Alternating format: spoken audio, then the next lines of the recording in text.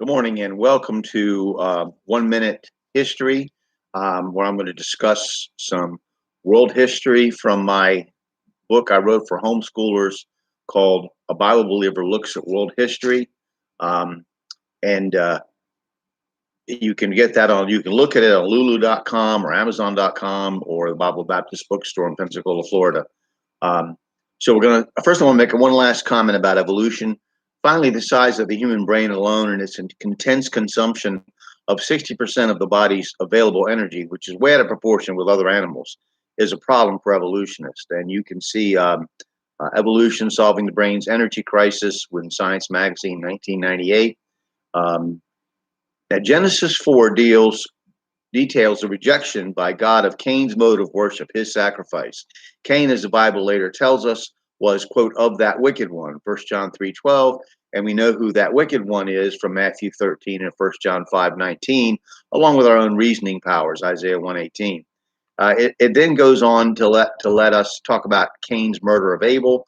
One note of interest is God's banishment of Cain, which was mirrored in the justice system of several African tribes as discovered by European explorers. Banishment from the tribe was the worst possible punishment.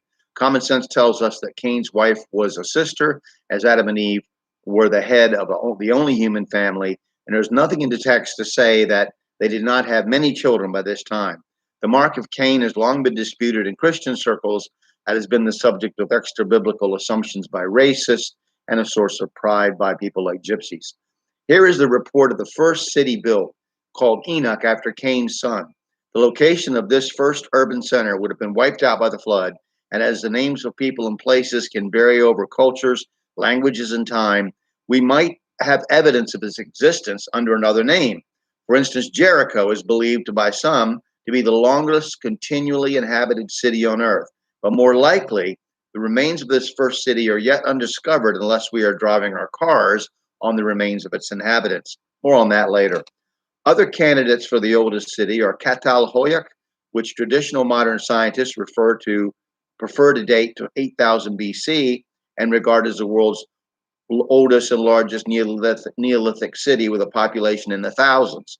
Neolithic means new stone, as Paleolithic refers to Old Stone Age. These designations are used more to classify types of artifacts found than as real attempts at actual dating, as they are not consistent over the entire spectrum of human civilization. Stone, Bronze, and Iron Ages exist at the same time among different cultures around the world, and some people still use stone and live in caves, such as the Tasidae in the Philippines, as late as 1978. Caral in Peru has also been dated to be of great age, but its traditional date of 2600 BC makes it much younger than either Jericho or Catal. The Phoenicians claimed that their city, Byblos, was the oldest city on earth. And then let me just mention this. We have Jabal, the father of nomadic herders, mentioned in chapter 4, Jubal of musicians, Tubal Cain of brass and iron workers, and then a hint of how violent this early human culture was in the statement of Lamech. Finally, Seth is born to replace Abel. With the birth of his son, it would appear that formalized religion, or religion as we understand it, began with the mention of the last verse of calling upon the name of the Lord. The groundwork is laid in this chapter for all future religious wars. Less than 2 centuries have passed since creation from a literal reading of the biblical account. Next, we're going to discuss fossil fuels. I look forward to talking to you again.